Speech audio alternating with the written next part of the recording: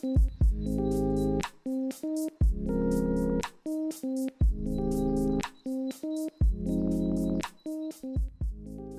and welcome to Almost 30. Hi, everybody. Welcome to the show. It's Lindsay and Krista grooving in a really nicely lit studio setting. Yes, our studio has got a little upgrade. What's crazy to realize about studio spaces is that what you see on camera is not at all what's happening outside of frame. So I was on set at a friend's house, and in frame, it is stunning and clean, and the rest of it is boxes and a dump. And it's probably like if you pan out even more, it's like where the studio is, it's probably in the most awkward strip mall of all time. And you're like, wait, what? 100%. It's like you really just need to have a frame really beautiful. Yes. And even in ours, it's like you put stuff in places that doesn't make sense, but looking in the frame, it looks really good. Yes. It's such a weird thing. Yeah, this would be an interior designer's kind of nightmare because they're like the balance, the feng shui is totally off. And we had to move chairs around, so there's like chairs everywhere. Like it's just a mess. But I'm feeling good about it. It looks really beautiful. I love it. The neon sign adds a lot. The neon sign is a necessary thing. We've really evolved over the years. We first started out recording at this studio off West Olympic. That was a shared office space. Yep.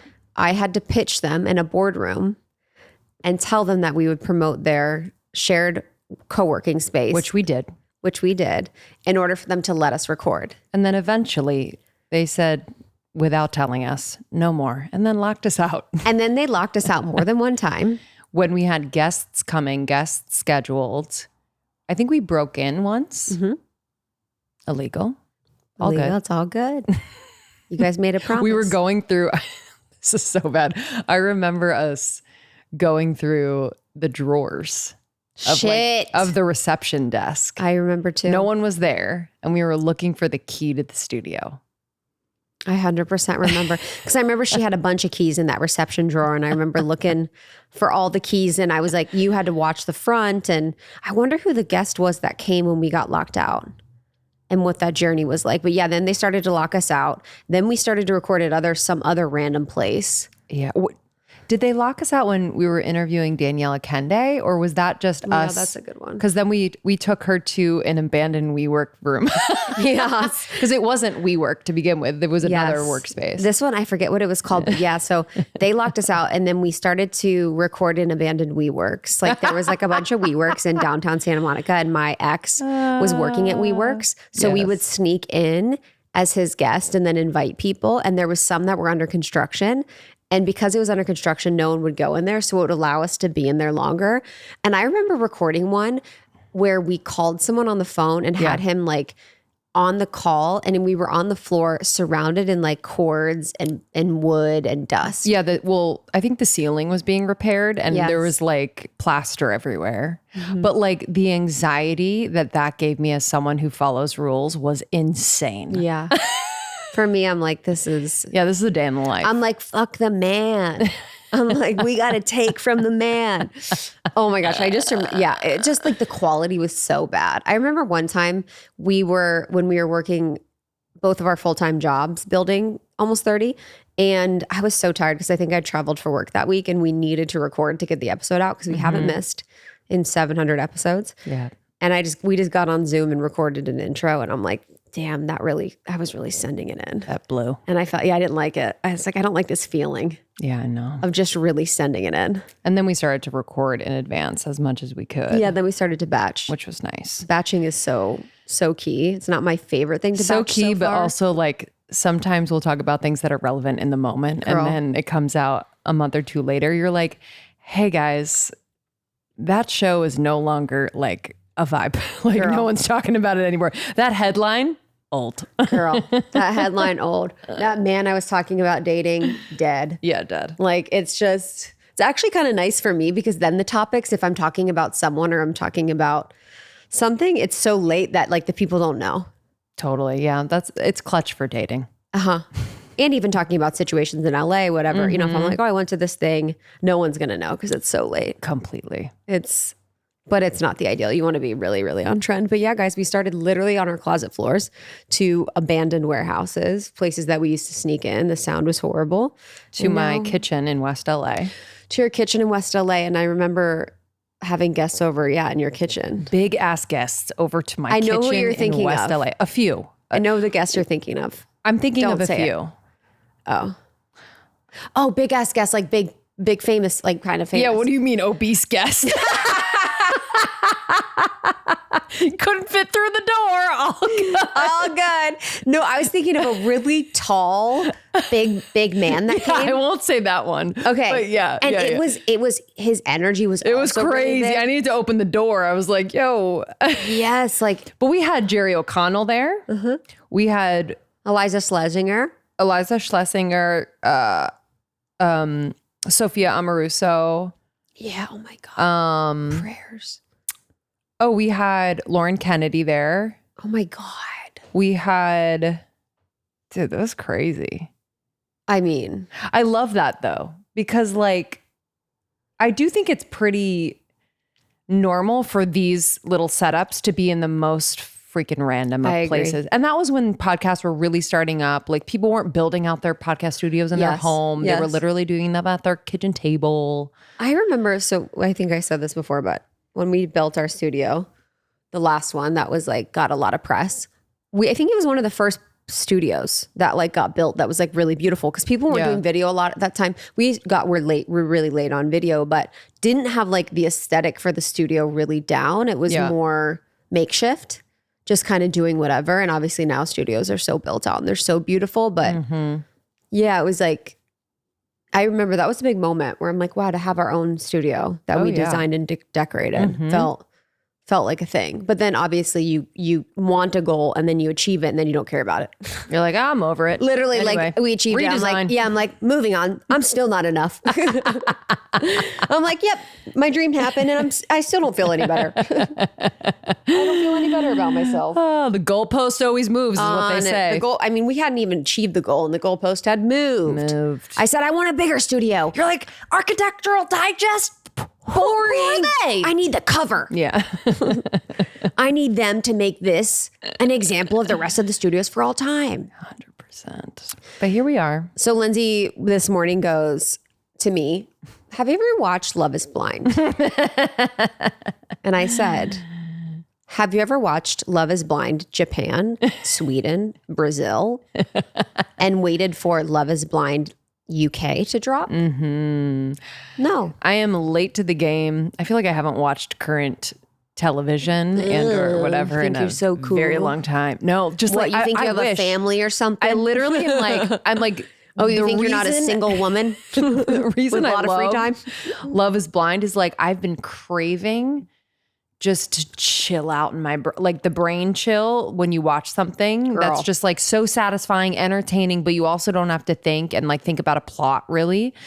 It reminded me, Krista and I binged Couples Therapy Oh my God. a while back, which I love. It's very different, but it has it's the same fascination for me of humans. Yeah. Who want love, desire connection. I think Love is Blind, obviously brings that really interesting element of, a short period of time getting to know each other, kind of accelerating the relationship. And it's also kind of like a big brother type setup. Psychotic. Yeah. What they do is psychotic. It's so wrong. tell me more. I want to know why. Get them therapy. For sure. Jillian Turecki, who we interviewed, she was saying how, because she's a relationship coach. She was like, I would love to she hasn't forayed into TikTok. She's like, I just want to do Love is Blind. Like I will kind of break it down. Oh girl, I even thought of my own. Yeah, I was like, actually from like a Parts work. I thought about that just from my own perspective and parts work. I'm like, I want to break it down, like what they meant to say, what they really wanted to say, what they're holding back, what's actually happening. Like, yeah, there's just so much. I just feel like I would never do that. I don't know if love, I think the thing is the human instinct of scent, of like feeling that connection and chemistry. I think you're just on your best behavior. You're just presenting this like front of someone. And when you're just stuck in pods, and I don't know if they even touch grass during the time that they're filming. I know, it's crazy. Like there's no access to nature. It's like very weird. They're drinking from gold goblets. Oh my God, the gold goblets, and they're playing games. So they're like, I got you a gift, and like the staff got them a burger. I know. I'm like, what? Yeah, is they're like, that? do you like this gift? Staff got them Wendy's. Do you like this journal with like a special pen and paint material? God, but you know what's interesting? Culturally, the different countries is fascinating. Really? Japan, so respectful. Wow. Angels, so kind. Is it in English or subtitle? They dub it. So the dubbing is wild. Sweden, probably one of my favorites. I loved Sweden. I thought it was very genuine. There's like a good cultural mix. I thought everyone was interesting and cool. Like the couples were actually cool. There was a lot of success on that one. Wow. I actually really loved that one. That would be a fascinating research study as to why. Because I feel like they do that with like, you know, children in Sweden, like have X rate of breeding sooner. I don't know. So true. And then Brazil was, because their cultures, it's just different. Like, is it like sexy? The men were like, you believe that men are better than women, yes? Like, no joke. They're like crazy misogynistic. Wow. Yeah. Like, and so the women. Do the women love it? No. The women are actually in a place where they're really trying to prove their worth. So the women are almost going very aggressively in like, I am a woman. It is okay that I have a job. It is okay that I am, independent, and I am a strong woman. I have to prove that. So it's almost like they're over indexing and kind of having to reiterate it a lot. Yes. Where the men are like, I don't even know. Crazy. It is like. Okay, so I have to watch the other countries. But I feel this was the first season I watched with Jimmy and Chelsea and Brittany and yada, yada, yada. And I think, I don't know. I was like a little bit sad about like the way the women showed up. Maybe just a few of them. Girl. I was just also no one's face moves. So I'm like, it was just kind of hilarious where I was like, oh, this is where I'm really seeing why we think we look so old. But I think Chelsea was like a glaring example of the insecurity getting the most of her in that situation. And I agree with you. It would be so helpful to have a therapist on site to just support what's happening so people can be aware. Do you think, like, what do you think about Jimmy in that scenario? I'm curious. I thought Jimmy did a great job, all things considered. Yeah. What did you? Yeah, feel like I think agree he with you. Did a great job. I agree with you. I think at first I was like, when she came out and they met for the first time, I mean, he broke out in hives. Did he? Oh yeah, look back. Every guy on the show broke out in an eczema flare. Look back. It's crazy. Like everyone has weird eczema things happening, especially when they get nervous. That's fascinating. And I felt like Jimmy had like a reaction where he was like, oh, this is not what I expected. Yes. Her insecurities popped up right away. Right away. Oh my God. She goes, are you okay with me? I know. Like it was like. And then I really think he was like, no, I chose you. I committed to you. And he really gave it a go. Is he perfect? No. But like he really gave it a go. And he was showing her and telling her ad nauseum because she was asking for it, like that he cared for her. And you just get fucking tired after a while. Tired. I think it was really fascinating and helpful for me to see the manipulation that she would do. Oh my God. And I think a lot of women do this. I've done this in the past for sure, where you are insecure. And so you're trying to get a response out of the man and you're not living in the same reality. And he's trying to figure out what reality you're in. He's trying his best. You're living in a reality where you're trying to get him to like admit that he finds the other person hotter, but then also he can't say that. So you're kind of, there's no win. Yeah. Because you're thinking, oh, he thinks that person's hotter and I want him to like almost admit it to prove to this part of me that believes that he thinks this other woman's hotter. Yeah. But if he says that, then there's no winning. And just seeing the like way that she would like bring him along and make him the wrong one for her problem was really common. To be honest, so common. I didn't understand why he kept going. Like it was kind of a dance they were doing. I was like, we good, right? Like you've only known each other for 2 seconds. You can leave. Wrap it up. It's just like a good example of like when in a relationship or a couple, you make the other person wrong for something that only has everything to do with you. I know. maybe, maybe I could watch back and be like, oh, he could have been more respectful here or whatever. But I felt like he was like fine, respectful wise. Yeah. Felt like it was fine. Last thing, what do you think about AD and Clay? I loved Clay. I know. I love them both. Like I had love for them both in different ways. I think there was something, his father at the end got into his psyche. Yeah. Yeah. But I really thought they were going to make it. Same. Like, yeah, I was very surprised. yeah, I'm trying to think. There's another really good season. I think it was a few seasons ago. That was like incredible. Send it to me. Cause I will. But it is like a freaking... It's a journey. I love it. It's a journey. It is like, it's so good to watch TV like that. I need to be careful though. I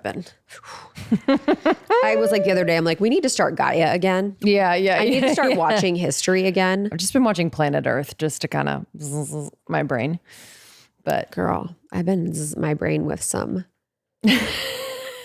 interesting stuff. It's all been good. You dipping need into that humanity a little bit too long.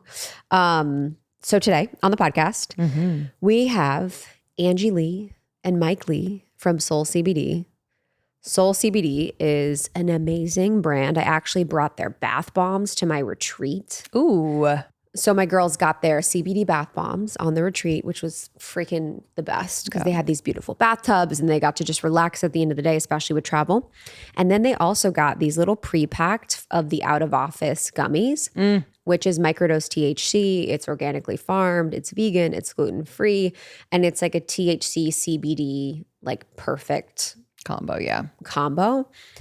And it was so interesting because I was like, to the girls, I'm like, I didn't want to be like, we should all take it at once. Like, you know what I mean? I don't want to like tell everyone. Drink the Kool-Aid at once. Yeah, and be like, tonight's the night for microdosing. Like, I'm not ready to be that type of retreat. Yeah. But I was just like, you guys can cruise whenever you feel like taking this. We had a dance party one night. It was so good. And also Renee, our videographer, what did you say about the out of office?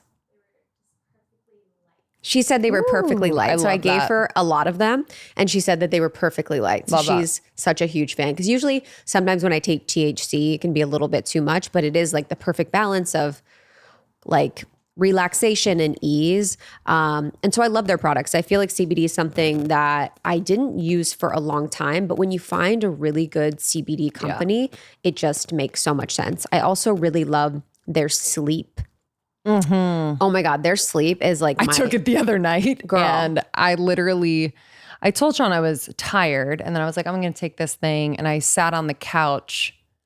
It was 5 minutes before I was like, good night. Like I was like, I got to go.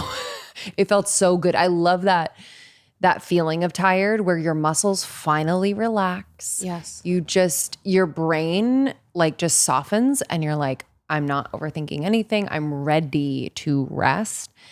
And I had an incredible night's sleep until the baby woke me up. So bomb. So it's like a cinnamon chocolatey. It's called their Sleepy. So yummy. It's like better than hot chocolate. Yeah, it's way better than hot chocolate. I put like a little nut milk in the frother and just cruise. So that one has 0 THC. I also really, really love their de-stress capsules for stress release. Those are amazing. They have a Puff Bagon for bloat. They have Thrive. They have a Hormone Hero. They have a Gut Hero. They have thyroid. So they have really, really great products. They also have things for your pet. So for your dogs and cats. I actually use CBD for the babies and it's incredibly helpful for their anxiety because my babies, for some reason, just happen to be high stress babies, which makes me so sad. But in this conversation, we talked a lot about their evolution and their journey. Like I'm so interested in people that have had different chapters and phases of their career and their life. And both of them have had such interesting journeys to creating this company. So we talked about Angie being an influencer and being someone that was a coach and had huge events and did all these things and then pivoted and was like, I want to do comedy. I want to like live more freely. I want to be myself more often. And so many of us find ourselves in careers or paths where we no longer feel aligned to it and we want to pivot. We want to be more ourselves. So I felt like her story was so inspiring. And then Mike, he was a huge boxer. And so for him to go into entrepreneurship and business is such a different thing. So learning the skills of entrepreneurship, knowing it's not going to be perfect and really choosing to commit to your growth is just huge. So I think you guys are really going to love this conversation. We had such a good vibe. We have so much fun. So it's just such a great one to listen into. So all of the amazing products from Soul you can get from getsoul.com. So it's GETSOUL.com. It's getsoul.com, getsoul.com. And you can use code almost30 for a discount. Some of our favorites are the Out of Office if you're looking to have fun with your friends and just want to be silly and light. The Sleepy Bedtime Drink is incredible. It is so delicious and puts you right to sleep. The Chill Capsules I love to take after a long day. They're so good. They're THC free. I also love their pet line. If you're someone that has an animal, CBD is so incredibly helpful for the anxiety. I cannot recommend it enough. It has been such a huge game changer for the babies. So their CBD line for pets is huge. They have CBD oil or even dog treats. And then lastly, I love their bath bombs. It's such a great thing to have on hand to relax and just kind of unwind at the end of the day. Love it.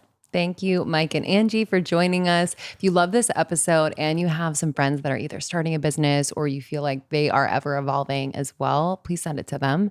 And then we have an archive of over 700 episodes for you. So subscribe to the show, get new episodes, listen to older episodes. We appreciate you. And make sure to check out our Clips show. It's called Morning Microdose. You get a dose of inspiration Monday through Friday. We release episodes. They're 5 to 15 minutes of the best of almost 30. Mm-hmm. We love you guys. We'll see you later. Bye. Later. Okay, we all have those days where like the thought of cooking or hitting the grocery store just feels like way too much. Just like absolutely not. But I'm someone who just doesn't love to lean on takeout. Not only can it be really expensive, but like I don't know what's happening in those meals. Like what oils are you using? What are the ingredients truly? But I have found an incredible meal kit that I love from Home Chef.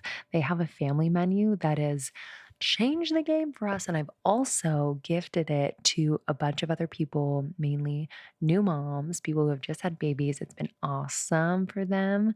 But Home Chef has delicious chef prepared, oven ready, and express meals for the entire family, even those picky eaters. Trust me, my husband is one of them. Home Chef's family menu is a lifesaver. They offer 4 servings at prices starting as low as $3.77 per serving. That's only $15 for an entire family dinner. Unheard of. Plus, they roll out 18 fresh options every single week, so you won't get bored. This past week, they had boneless pork chops and salmon to classics like taco kits, perfect for like a Taco Tuesday, and pizza night, maybe on Friday.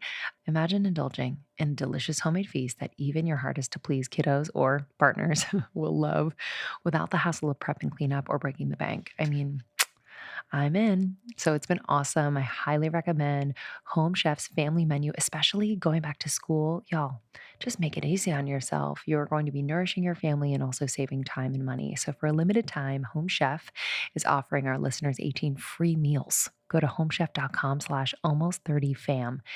Almost 30 FAM. That's homechef.com/almost30fam for 18 free meals.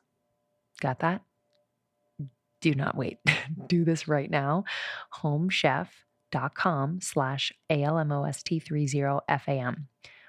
homechef.com/almost30fam. This episode is brought to you by IQ Bar. Oh, y'all, I cannot emphasize enough the importance of finding a nutritious bar that you love, that you can pop in your purse, in your backpack, bring with you on the go. Maybe it's in your cabinet, maybe it's on your bedside table, maybe it's in your gym bag. We got to be able to nourish ourselves quickly and effectively. And I love the bars from IQ Bar. I am very picky about my bars, but these are plant protein bars. They're perfect grab and go breakfast, great before the gym or after the gym. They have brain nourishing nutrients, healthy fats, protein. I just absolutely love them. I'm obsessed with the banana nut. Also, the mint chocolate chip is a new flavor that I absolutely am obsessed with. So, really love these. They're vegan, gluten free, low in sugar, which is important, and low in carbohydrates. Really, really good, yummy, juicy. They're like chewy. That's my vibe. I also love the IQ Joe. So IQ Joe is a jitter-free instant coffee. It has 200 milligrams of natural caffeine, brain-boosting magnesium, which is really great. It like balances the caffeine. And then it also has lion's mane, great for focus and productivity. They have 4 flavors: black, vanilla spice, cafe mocha, and toasted hazelnut. All of them are really good, actually. I love the vanilla spice the best probably, but it's awesome. So I love these products. Refuel smarter with IQ bars. Ultimate sampler pack. Highly recommend. That's 7 IQ bars, 4 IQ mix sticks, and 4 IQ Joe sticks. And now, for you, our listeners, you can get 20% off all IQ Bar products, plus get free shipping. To get your 20% off, just text ALMOST, ALMOST, to 64000. This is like the easiest way. You don't even have to hop on your browser or anything. Just open up your text messages, type in 64000, and then text the word ALMOST to that number. Text ALMOST to 64,000. That's ALMOST to 64,000. Message and data rates may apply. See terms for details. Listen, I think I'm what's it called? Pleiadian. Pleiadian? I think I'm a Pleiadian. For sure. Yeah, for sure. A plebe? What are you? Yeah. A plebeian? Okay, what's Yeah, I yours? What's agree. yours? Favorite A I Pleiadian's agree. like, I'm not from here. Like before my life here, I actually was I was an alien and then I came down. You were an earthling. Okay. I was not an earthling. Okay. Yeah. This is your first lifetime. This is my You know first why lifetime. I know you're an alien? No, you're Because right, you were first time. saying a minute ago before, when you went to school Yeah. as a child, you went into the school system and you were like, I can't do the bells. I can't do this Yeah. this system. You were noticing things that like we as humans have been so indoctrinated to believe is normal, but is actually not normal. To have Yeah. children sitting in a box room at a box desk, looking at a box chalkboard, learning things that like don't matter Yeah. for 9 hours with bells that move us to different rooms is actually crazy. Yeah. Yeah. I always felt like it didn't make sense. Yeah, you feel exactly like as aliens, you feel like things don't make sense that like are normal to society and culture. Yeah. I definitely feel like this is my first time here. For sure. For sure. And you experiment. You do a lot of things. Like aliens are oftentimes like, we do a lot of things. You like try a lot of things. You're like experimenting with life. Yeah. I feel like I'm not an old, but I don't know. I don't think I'm an old soul. I think this might be my first time here. I love that. I'm trying it out. I think you might be an old soul. We're super different. I think it really helps on the business side though Yes. too. But I mean, there's a lot of like beauty and pros to who she is as a person too, right? Yes. Being an alien. There's some incredible. I mean, some of the most genius people on this planet don't fit in that box, Yes. right? And maybe they toe the line of crazy Yeah. over here. Yeah. But there's also some awesome stuff that comes from it. And yeah, I'm kind of different. I was always like, let me follow the rules. Let me like Were you stay the in oldest? that box. I'm the oldest. Okay. yeah. The oldest is usually like that. Yeah. They're usually very much like follow the rules. Their parents kind of lead them in that way. But it is interesting to like run a business and be so close as brother and sister. Because I feel like a lot of people don't have that relationship with their siblings. Your journey in your life, were you guys always close? Like, did you guys have moments where you weren't as close? What was that like? Yeah, we were always close. We had the Mike and Angie show. We have pictures literally with like, Stop. we would put underwear on our heads and wear like Teenage Mutant Ninja Turtle outfits and jump around. My mom has like home videos. I always I was the one who was starting that. Yeah, she was the Yes. one. So Yeah. Angie always wanted, I don't want to say to be in the spotlight, but Angie always was theatrical, Yeah. outgoing, wanted to walk into a room, make people laugh. I was much more kind of reserved. I just happened to get into a career as an athlete that put me more in Yeah. the public eye. Yeah. But for Angie, I always knew since day one she was going to have some type of show. She could just articulate herself really well. And she always just like made people laugh and lit up the room and really loved walking in, I think, and kind of having all eyes on her to where me, I tend to kind of get shy at times and shut down. And if it doesn't look like that, it's because I'm faking it for the most part. Yeah, I got honestly even, so I was a professional boxer for years and I became a really good actor because as a fighter and as an This athlete, is so real. you can't show vulnerability. And so for me, I had title fights on national TV where I broke my hand. Another one, I broke my rib in the second round and had to go like 8 more rounds with a broken rib. Somehow won that fight, won the belt, and then got rushed to the hospital afterwards.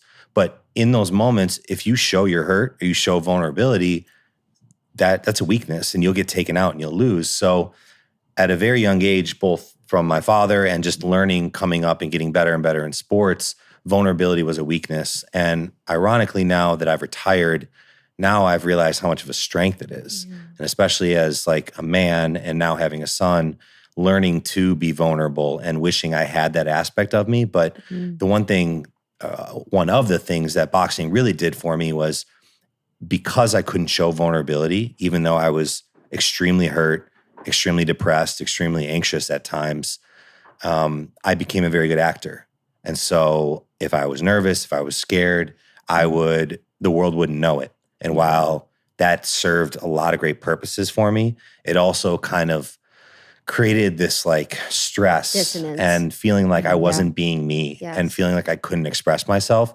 And ultimately, I think that when the body and mind aren't aligned like that, that's how you start to get sick. And 100%. Well, you're not really free then. you're not free. Yeah. I think too, a lot in life with the acting thing, we're all acting in certain cases and scenarios. You know, when I was in my corporate job in consulting, I was acting. And it was like, because I didn't choose the acting, it didn't feel good. So now in life, I act at some points. Like I'm going on stage, I'm turning it on. Like it's a version of me. But when you're not conscious of it or you feel like you can't choose it, it feels like a prison. You're like, I feel like I have to act. Even when you were like in your girl boss and you wanted to get out, you're like, this feels like an act to me now. I feel like I'm acting. I'm feeling like I'm faking it. So when we can actually be ourselves all the time is when we're like here, but we're like, okay, I'm going to like turn it up a little bit now, or I'm going to be more this now. But with the vulnerability piece, so many women that listen are in relationships with men or dating men, and they want men to be more vulnerable. And a lot of the men in their life aren't very vulnerable. Can you talk about your journey to vulnerability and what really supported you in becoming more vulnerable? I think I was forced into it, so midway through my career, I started getting really sick and I was diagnosed with some autoimmune diseases, got diagnosed with Lyme disease. And so I've been on a health journey for a long time. And while I think, yes, I, as a professional athlete, took a lot of damage to my body, I also think the constant fight or flight that I was in, performing in front of so many people and risking my life and my body, also put me at a point where my immune system just kind of broke down. Yeah. So I truly believe like the mind and body is connected. And that's why, if you can get out of fight or flight, it's when you heal. It's when you rest, digest, you heal. So for me, getting into that vulnerable state, I was just like thrown into it. I was at a point where I was on 8 different medications. I was in hospital beds. Angie was there by my side for some of it.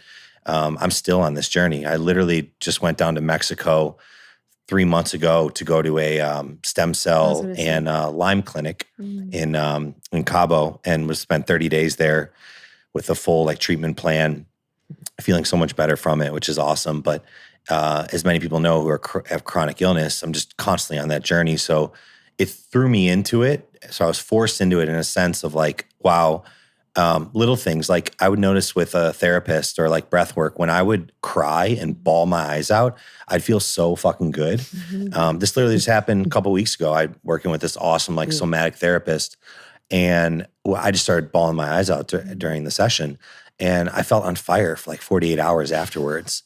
And so things like that just started teaching me like, oh shit, okay, I can't just push this under the rug. I can't just pretend, I can't just walk around constantly crying, but it's like, I need to find a little bit more of that balance. Welcome to womanhood. And this is like, how we live. Yeah, honestly. We're just crying all the time. Right. But I get it. It's so healthy. And so I think for guys and especially athletes, you don't want to show that. Yeah. Although that narrative is definitely changing. I agree. But especially sports, football, boxing, UFC, sports where you don't want to show vulnerability, it becomes tough. And so it took sickness and it took rock bottom and it took retiring from the sport I love to really kind of push me into that vulnerability. Yeah. I think too, it's like when an athlete can see the challenge of athleticism and athletic feat in the same way they can see the emotional range and vulnerability where you're like, okay, I'm going to do something that's fucking hard. I'm going to get up at the gym. I'm going to push myself. I'm going to go to the limit and like see that challenge as something exciting. And then it's like, I'm going to push myself to the other limit of like my vulnerability and what's possible and sharing and being, it's like, how can we use that athletic mindset and apply it to the mental game or the emotional availability game or the vulnerability game is really when you can see something, because I think it's hard for men to be vulnerable because of other men. And then also women, like there's kind of just this world where it's not really welcomed, but I'm glad the narrative's changing. Yeah. I feel like it's because I think like everything we were talking about, the balance. I think men are afraid of going too far. And next thing you know, he's just crying all the time. Yes. And to know that that's not what's going to happen. your body will regulate, Yeah. But I think it's like our bodies want both. Yes. Our bodies want to be able to be strong and also express and cry. Like, how can you really be strong if you don't know sadness? How can you really be happy if you don't know depression, right? Like this is a huge thing that people talk about is the range. You can only truly be super ecstatic if you've experienced deep, deep sadness. You can only really understand strength if you've experienced weakness or vulnerability. I should say, not weakness, vulnerability. I don't know. I also think it's interesting too. It's like your vulnerability is kind of like through the body. It's like the somatic, because you're an athlete and you've been body-based and body-focused, having the somatic therapist, having breath work, having this like vulnerability really be used through the body, because that's something you know and you're comfortable with. And I think when men can find their way to vulnerability, whatever that is, it's so much better. And I do feel like when you first start to open up your heart and become vulnerable or like feel your feelings, at first you're like, will this end? Yeah. Like I remember when I first, Jesus, I know, toxic masculinity. Speaking of vulnerability. I'm like, shit, LA. Speaking of micro penis. When I first started to really feel my feelings, it was like, I was like, is this ever going to end? You're like, you kind of are excavating from the years and years and years of denying yourself feeling, of the acting, of the faking. And then you get to a balance where you're kind of caught up a little bit and you're able to really feel. But I know for you, Angie, like you were sick and then you were an athlete for a long time and you have been on your own journey of like finding your way of your true vulnerability and finding your way of your true north. Can you talk about being your girl boss era and kind of that transition out? Yeah, that's so interesting. I feel like opposite of Mike, I've always been really self-expressed. So that's always been where I've found a lot of freedom. And I think I'm so grateful that he's getting to a place now in his 30s where he's finding that sense of like, when you are able to be fully you, I think that is like the greatest form of freedom. I think you can have all the money in the world, but still not be free. 100%. And we all know people like that who are just loaded, but they're not actually free because they have illness, which then under the illness, maybe it's from this feeling of like, I'm pretending to be somebody I'm not. It's like a mask that we're all wearing, and masks are so heavy. So I'm really grateful that I've always had that. And I think, for me, it was interesting. I think a lot of it, we grew up with a really entrepreneurial dad. And so I saw entrepreneurship and I saw a dad who kind of, I wouldn't say wanted me to be a guy, but kind of was just like, you're going to make a lot of money. You're going to be really successful. You're going to be really good at sports. I was an athlete before Mike. It was very like, it was pretty intense, I would say. My mom now was more of like the unconditional love, like just do what you love. Like whatever you do, I love you. Like I could call my mom tomorrow and be like, I'm going to be a stripper. And she'd be like, you do it, girl. Be the best stripper, That's like, amazing. Nothing against strippers listening. But you know what I mean? She's just very like, she's the ultimate mom who's like, I'm there, whatever you want to do. I know, you'll be great. And so that was kind of interesting to have that dynamic. I'm grateful we had both. But I think having that masculine figure in my life be pretty intense there's a good and a bad to that. It made me super passionate to be a really good athlete. I was a really good gymnast, a really good sprinter. And then I really wanted to go all in on entrepreneurship and be really successful and be the best. And I think that my intentions at the time, and where now I'm more like in the middle and trying to regulate, is like the intention was more so from a place of like, I got to beat somebody. 100%. I got to win. I got to make sure my event's bigger than the other girl's event, because if it's not, then I'm a loser. Most people's businesses are their inner child trying to prove themselves. Oh shit. Most people, literally, it's like inner children trying to prove themselves in the world. Wow. I didn't really think about it. Especially in our space. Yeah, and it's all inner children. Realize that. I mean, the pure Angie and me, it was from creativity and expression, and I want to make people laugh and I want to bring them joy.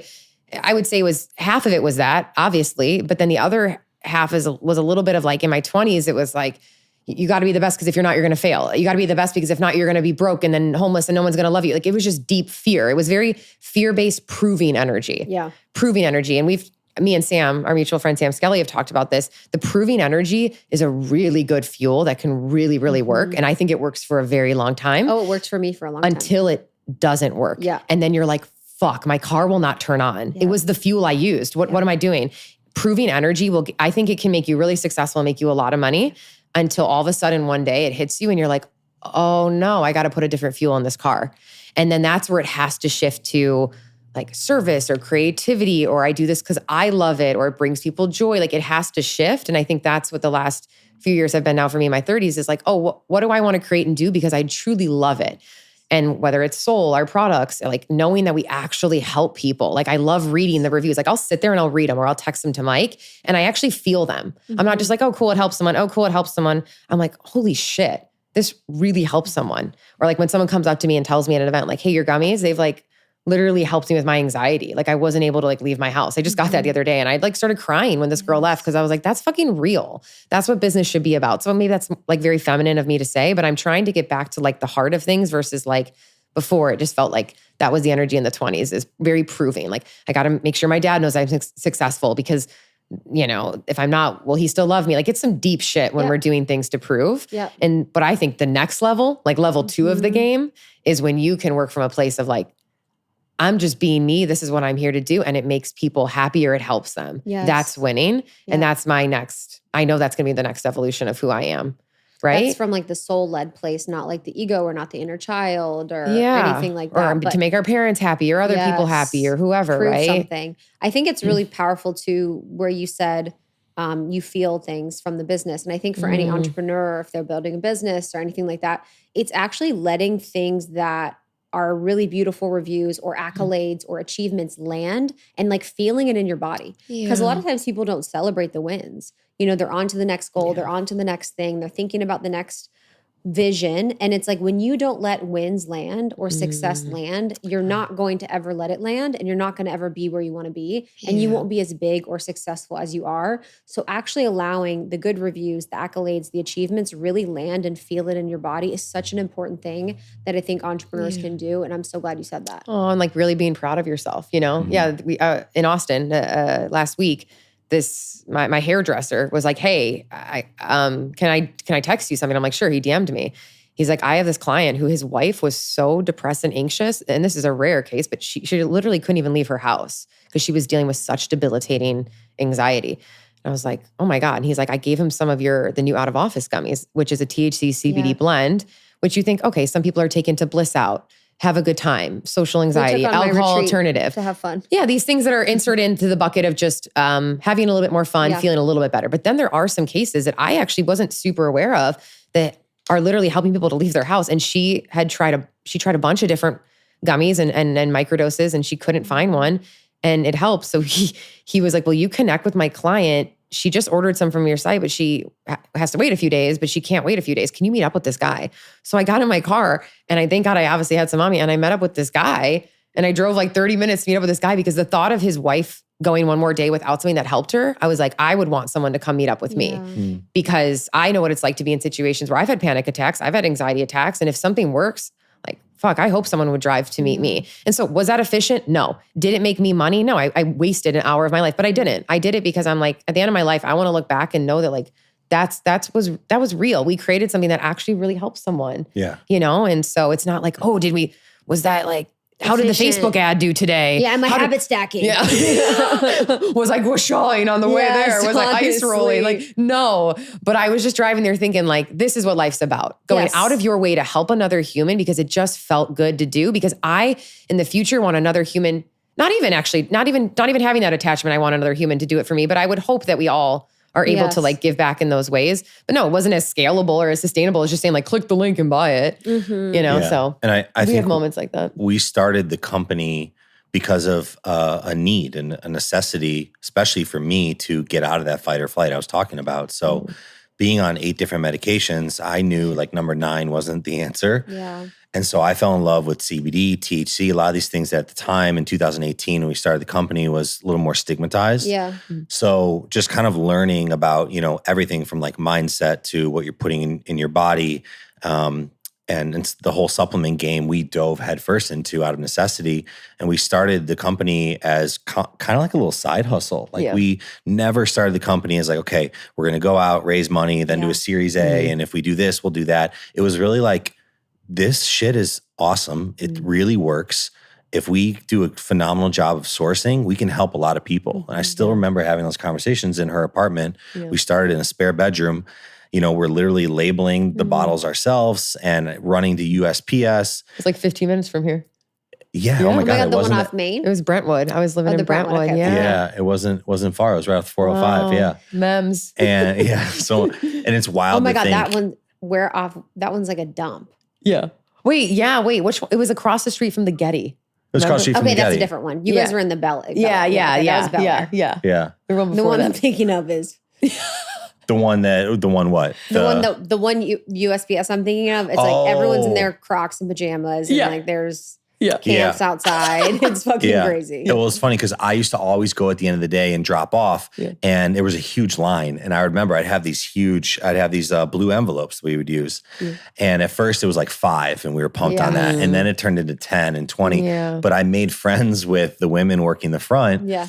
Because I knew that I could like kind of cut the line. And so after a while, like I made friends with them, gave them some product, and like just immediately cut the line. Yeah. Sauce. But yeah, I mean, we started the company with the idea of just to help people. And I'm so grateful that it's grown into what it has. But I think when you kind of start with that passion and authenticity like we did, people really resonate with it. And I think that's why our audience and core audience is just so loyal. Yeah. Well, I think it was good timing with plant medicine too. Like, I think that was right when people were starting to talk about it, but it was taboo. And now at least like you guys talk a lot about it. There's more conversations now around different plant medicines, whether it is cannabis, microdosing psilocybin, herbs. Gosh, everything from that to ayahuasca. I mean, there's plant medicine. That's a huge umbrella of different plants, but at least now we're having the conversations. Like that's step one. Like, let's just have them. How does it work for you? How does it not work for you? Like just being open-minded that there's things that you can take it instead of different medications, you know, if that's what works for you. So I think we got in at the right time too. Can you guys talk about, like getting in at the right time? Because I do feel like CBD, it's like blew up and then it like kind of, it's like transition. So talk about that, because I think a lot of people listening are like, okay, I heard this is good, or I tried it once. I don't know, like why, like what was like the big CBD rush, and what do you think is happening now? Yeah. I think what happened is, like many industries like this, you had a gold rush, let's call it, and a lot of bad actors that came into play. So all of a sudden, everything kind of got commoditized, and you had people sourcing from overseas, hemp farms that had pesticides, really just getting like low quality stuff because it wasn't and is still not FDA approved fully, which a lot of things on the market are. Yeah. So with that, you can have a low barrier to entry, but also a lot of bad actors. So what people were experiencing outside of a few of the small ones doing the right stuff were, getting bottles where they said it was 25 milligrams, it was actually 100, or it was actually 2. So not having the quantity right, not getting sourcing correctly. So for us from the get-go, we knew like, let's stick with organically sourced hemp. Let's stick with as many organic products as we can, and let's hire doctors and formulators. Again, we knew we had to do this right because we were taking it personally. Yeah. So once I think it started to get kind of, weeded out a little bit, the bad actors, and then hemp-derived THC really came into play. So all of our THC products that we ship out is federally legal, which is pretty wild. That's the number one question we kind of get, because people are used to, okay, what's the state regulation? Do I have to go into a cannabis store? Do you have to have a license? But under the 2018 Farm Bill, we can, as long as it's under a certain weight limit, it's 0.3% THC per product, technically, we can ship to all 50 states. So actually except Idaho. Why Idaho? I don't know what it is. I wonder if they're not religious, are they? No. I don't think it's a religious thing. I don't know. I get some Idaho girls that are mad. The good news is like, not many people. I want to be able to buy this. How do I get it? I'm like, oh my gosh. When they go to the website, it like tells them like, we can't ship it. Stop. Isn't that weird? Yeah, we have some issues with that. But anyway, so outside of that, we can ship to all 50 states. So it's really cool. So once the 2018 Farm Bill came into play, I think that opened things up as well to help people, because ultimately, this is a plant that has been around for thousands of years. There's a ton of science behind it, and it helps people, and we know that firsthand. So, you know what's crazy? And this is like, I'm just going to say what I'm going to say. It's not as crazy as the moon. Isn't real, okay? Yeah, that's so real. Let's go there, Krista. So we just had a conversation with this. I can't stop thinking about that. I know. I'll send you the whole video. This doctor, and they discovered fatty 15. It's like this C15. I've heard about this. Basically an essential nutrient now. And the reason why it's so supportive is because it's found in mother's milk, and it basically hits on the endocannabinoid system. And so basically a part of it is like essential in what we're getting, what we got as babies, but we're no longer getting because we're no longer having dairy. The reason why I'm saying this is because with CBD, it doesn't hit on the cannabinoid system, which is like the same system that we used to hit on with our mother's milk. Yeah. So we've known that we've had the endocannabinoid system in all mammals. In fact, that's why dogs, cats have it as well. And so it's wild. Yeah, because I give it to my cats. Yeah, exactly. I do. It really, really works. It very much dogs helps. and cats. Yeah. When mom needs a little break. When mom needs a little bit of break. She's got a lot to do today. They're like, no, they get chill. oh, no, I mean, but before the CBD, they're screaming. Right. Crazy. That's a good testimonial right there. We need to use that No, honestly, as an ad. it's so neat. But yeah, so all mammals have an endocannabinoid system. And how incredible is it that this plant that is, here from God, universe, whatever you believe in, has, activates that endocannabinoid system and the CB1 and CB2 receptors in such a perfect way where it fits in like a key into a lock.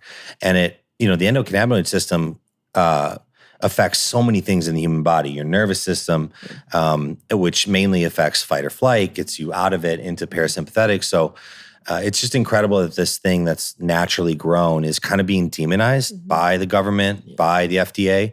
Is you want to go down conspiracy theory that for many reasons that we think are financially motivated, Of course. but it really, really helped me, like I said, and that's kind of how we started and why people are getting such great results is it is activating their endocannabinoid system and kind of helping them get out of that fight or flight naturally into that like, okay, let's stay calm, let's rest, digest. And like I said, that's really where your body can start to heal. Yeah. I think that's also why it can be a little bit confusing because CBD, THC, all the other cannabinoids in the plant, it can help with so many things. It can help with anxiety, depression, even a little bit, some studies linked to head trauma. So people get a little bit confused. How can it help with so many things? But it is because it's affecting the endocannabinoid system that affects so many different functions of the body. Yeah. Yeah, that's what's been interesting about, I guess, learning more about health or understanding things. Because it's like, once you understand the endocannabinoid, you're like, okay, it supports you in the way that you need with anxiety or depression. It's like, because it hits on this specific system, like a key in a lock, it's like, what do you need? And that's with most plant medicine. Yeah. It's not going to do something that you don't need. Adaptogens actually adapt to what is needed in the body, whether it's de-stress or whether it's libido or whatever the things are. That's actually like their main goal.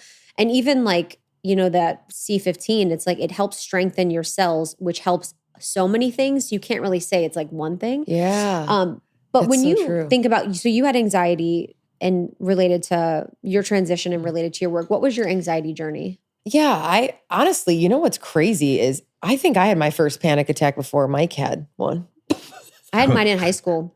I had to go to the hospital. Dude, everybody remembers their first one if you've really had like a real one, right? I was like, I need to go to the hospital. I'm going to die. Goodbye, everyone. Yeah. Yeah, I remember exactly where I was. And the people in the hospital crazy. didn't tell me it was a panic attack. They didn't? This was processed later. What did they say it was? What were they saying during it? I was also taking someone's Adderall.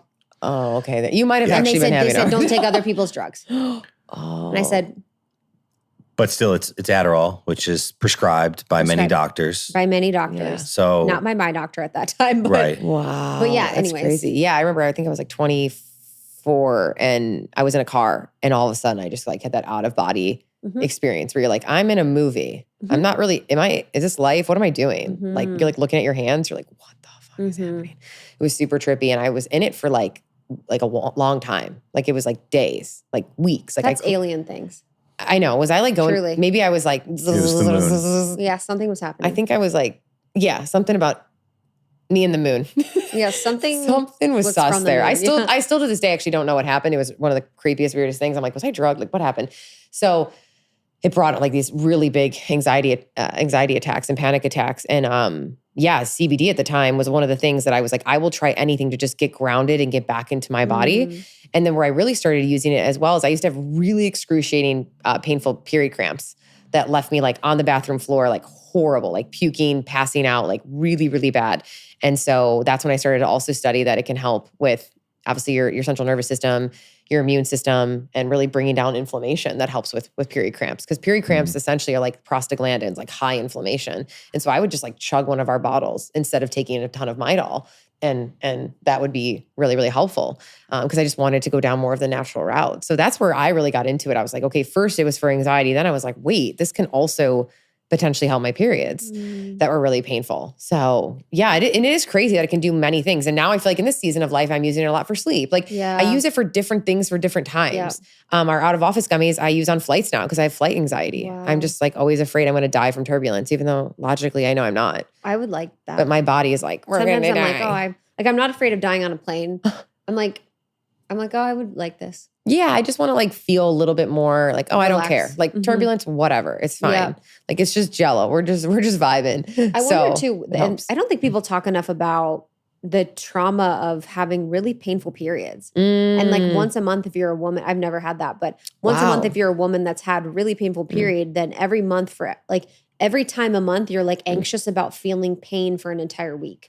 Yeah. And the relationship then you have to your femininity, to your womb. I'm also thinking about you trying to get pregnant, and maybe there's a correlation between really painful periods and kind of that trauma experience. Dr. And Krista. I know, honestly. I just paid her to give me this tip. I just clocked in.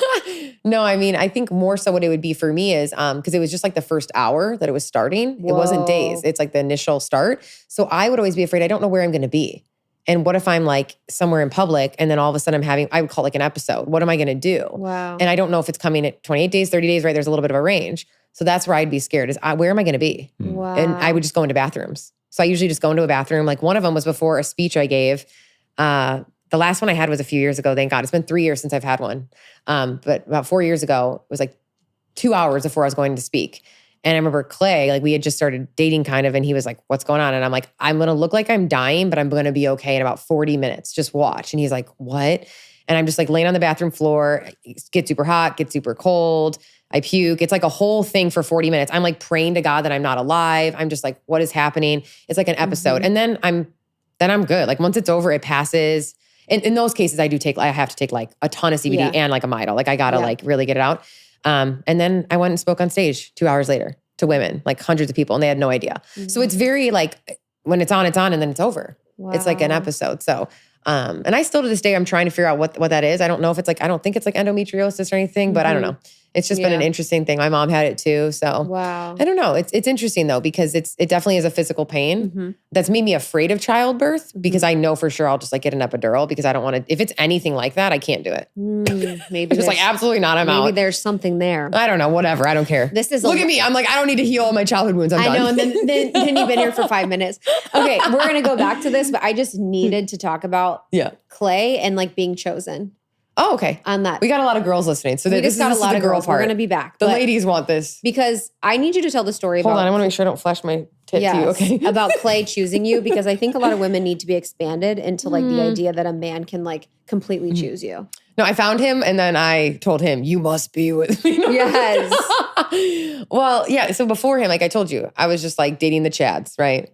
And if there's a Chad listening, we love you, but you know who you are.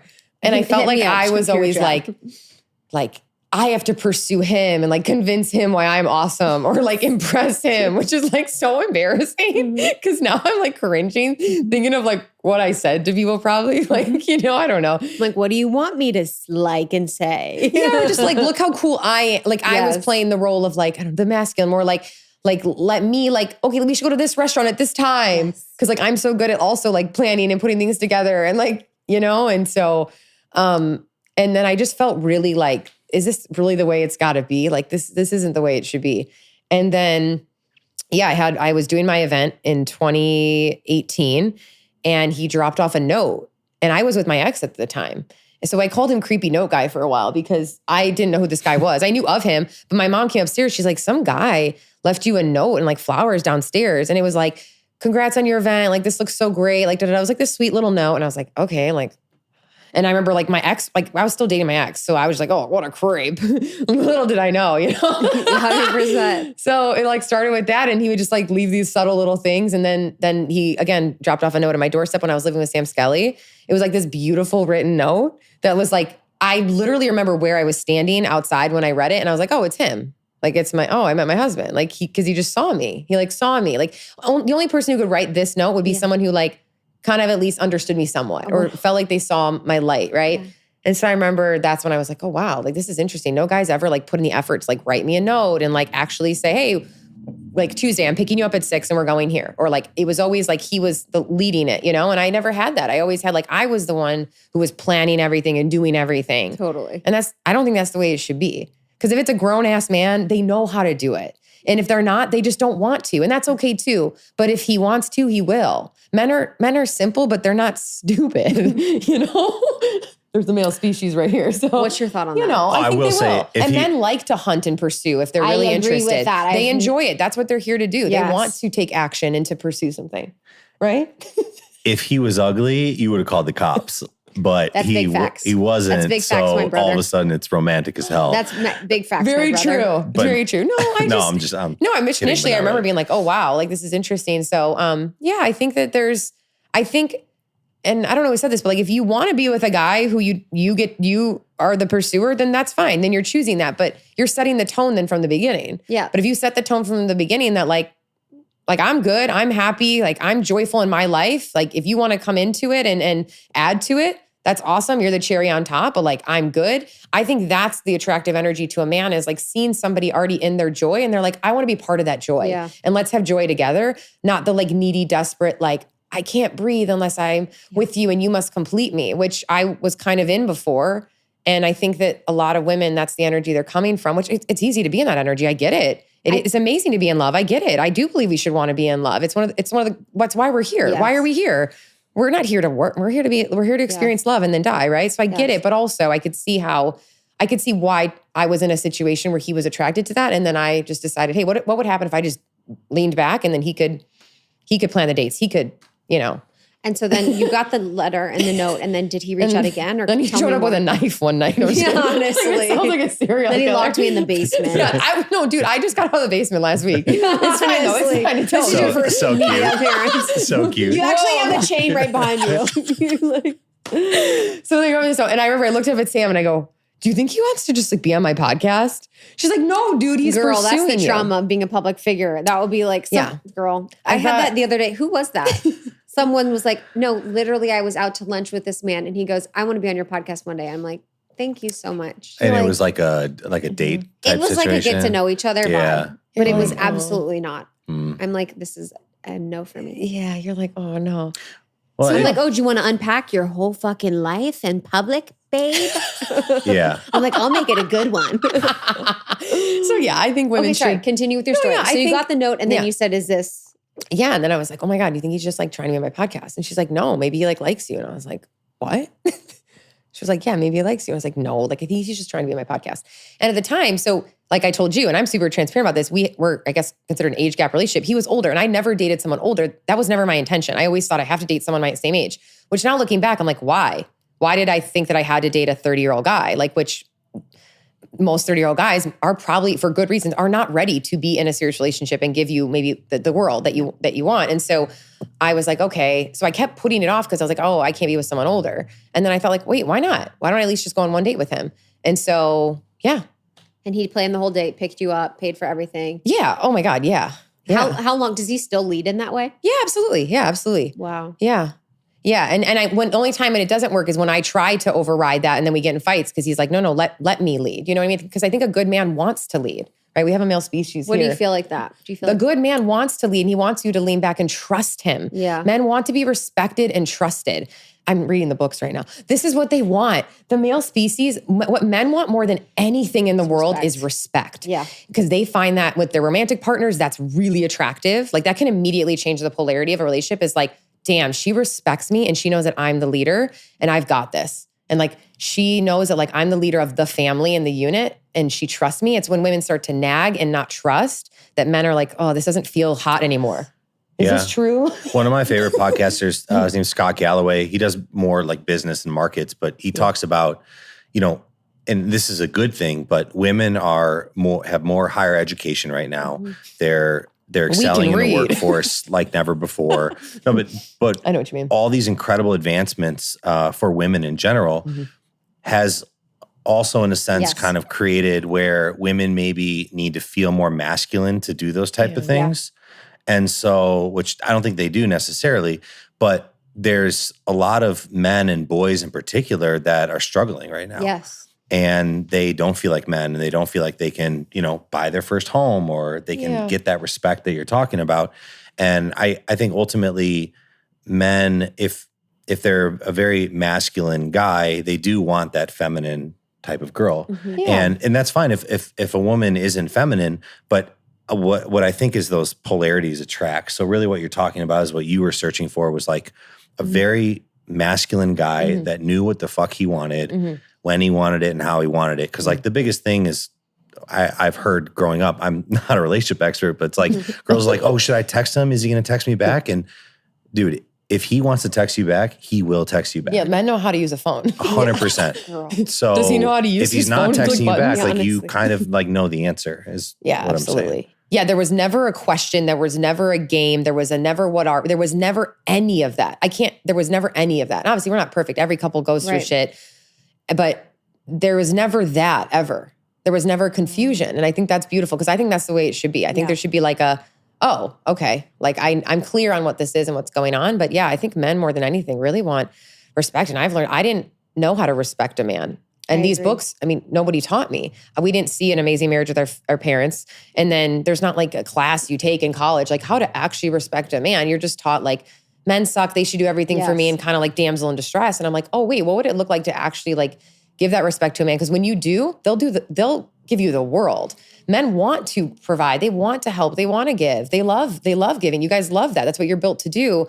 But they want to feel that sense of like, you're respecting me as the leader of this and you're trusting that I know how to drive the car of our life. Yes. And so when I read these books, I was like, oh my God, I've never thought of it that way. It's so beautiful. I've been thinking about that lately too. I'm like, it's crazy. Yeah, I was realizing that I saw men as like dumb.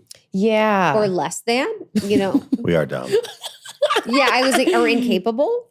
You know, like, and I'm going to keep going. Incompetent. No. And I was like, in what aspect? What do you mean? Incapable of what?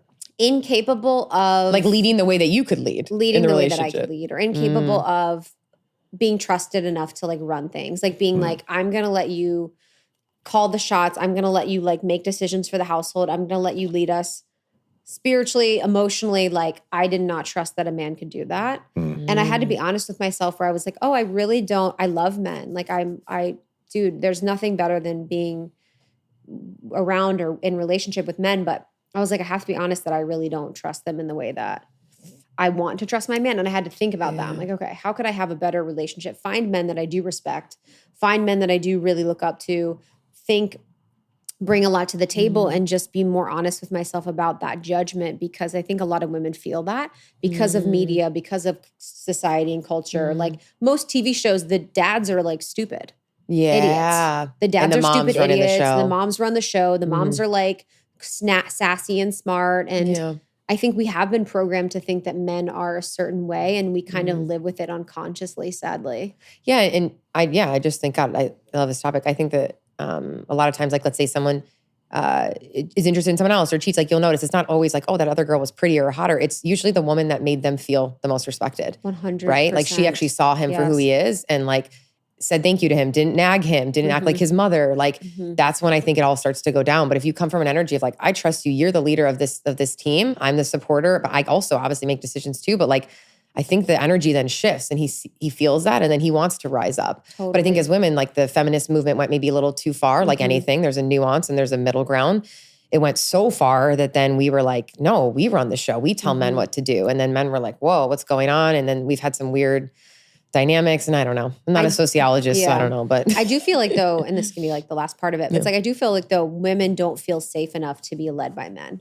Like I feel like Clay made it clear, but I love men again. I've met very few men that I would, obviously if I met a man that could lead me, I'd be with him. But like, I do feel like it's rare to meet a man that I'm like, oh, you're trustworthy enough to lead us. Yeah. Probably is rare. And a lot of it is timing though too, right? So, a man in his 30s is not the same maybe as 100%. Emotionally intelligent as a woman in their 30s. Yeah. So guys are out there dating, but not actually realizing that they're not ready to kind of step up. And so I get why women date older men. Yeah. They want stability. And obviously some economic security comes with that, but that's stability too. And guys are ready. I mean, Clay is in his late 40s. Yeah, It's I very met- different than a man in his So like true. mid 30s. So real. Yeah, I met him at 43. So like I even asked him, I was like, hey, what were you like at 35? And it's like obviously a lot of the same values, but then a little bit different, right? Which I think makes sense. So yeah, I think you should find like an 85-year-old. He's got a nice will, and then maybe one day you accidentally overdose him with something, Trust which fund. you totally didn't mean to do. You just happen to put something in his drink, Yeah. and like call us and we'll come on your yacht with you. I wish that I could I love spend. that I wish for that I you. could I spend love that for longer us. than 25 minutes with someone I don't like. I can't spend. Yeah. The other night I was at an influencer dinner and Oh God, I was like, those can be rough. with someone that was nice and fine, but I had to like calm my inner child because I was like, I am with someone that I don't want to be with right now. And it was so triggering for me that I was like, girl, it's okay. We're going to go home soon. We don't hang out with people we don't like a lot. Like it was just like the most vapid, vain conversation. But Yeah, you just need to find a good old Midwest guy who just, It is true. LA's tough. Like it's a kind of a I feel like dating different. here is rough. it is crazy. Not to It's put you different down out here. No, I'm giving you props. Like it's a hard city to date in, right? I thought everyone was lying. And I'm like, oh no, it really is. I was recently talking to a nutritionist. I'm working with a nutritionist through my primary care doctor and group. And we were talking about my electrolyte levels and how great they are. And she's like, what are you doing? What are you taking? I was like, Element. And she's like, oh, yep. She's like, my patients who take Element have great electrolyte levels, have higher energy, are just experiencing amazing results. So if you are someone who's just drinking like plain water without anything in it, no electrolytes, nothing, we got to make the switch. So you need electrolytes. Why? Because electrolytes help almost every system in your body run smoothly, like nerve impulses, hormone regulation, nutrient absorption, and fluid balance. It's really, really important. I've noticed Element has reduced my headaches. I was experiencing headaches a lot the earlier part of this year. Gone. Muscle cramps, fatigue, sleepiness, other symptoms of electrolyte deficiency. It takes care of. So if you are someone, especially if you're someone who's like going to the gym on a regular basis, really active, maybe you're someone who's like experiencing, a mid-afternoon slump, Element can be a great, great addition to what you are consuming. So it contains a science-backed electrolyte ratio, 1,000 milligrams of sodium, and then 200 milligrams of potassium, 60 milligrams of magnesium. There's no sugar, no coloring, no artificial ingredients, no gluten, no fillers, nothing like that, which is awesome. I love the raspberry. I love the citrus. And, I don't generally go to the chocolate, but I've mixed it in milk before with a little hot chocolate moment, and it's delish. They have incredible flavors. You get to try all of them because right now Element is offering our listeners a free sample pack with any order. That's 8 single-serving packets free with any Element order. This is a great way to try all 8 flavors or share Element with a salty friend. So get yours at drinkelement.com/almost30. This deal is only available through this link. So you must go to drinklmnt.com/almost30. I have a lot of newly expecting, soon-to-be moms asking me advice, for this really special time in their life. And while I am not a doctor, I am not an expert in any way. One of the things I always recommend is make sure you're on a prenatal that you love.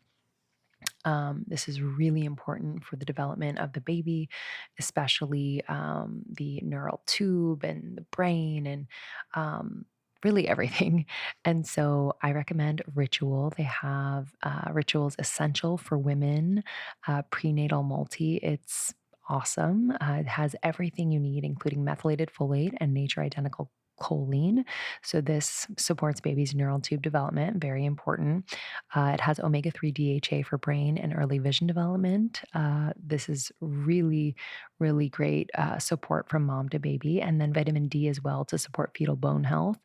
What I love about it, I had trouble because I was very, very nauseous, but this is awesome. So it has a delayed release design. So it makes it really gentle on an empty stomach. Plus, it includes a citrus essence tab. So your multis have like a citrus essence to them. They're not like gross supplement tasting. So I was not nauseous taking them, and I could take it really easily. So highly, highly recommend Ritual. This brand I trust totally and completely. So if you are someone who is looking for a prenatal, you can subscribe today. It comes every single month. I recommend that just so you don't have to think about it. You can get 25% off your first month for a limited time at ritual.com/almost30. So start Ritual or add Essential for Women Prenatal to your subscription today. That's ritual.com, ritual.com/almost30 for 25% off. Enjoy.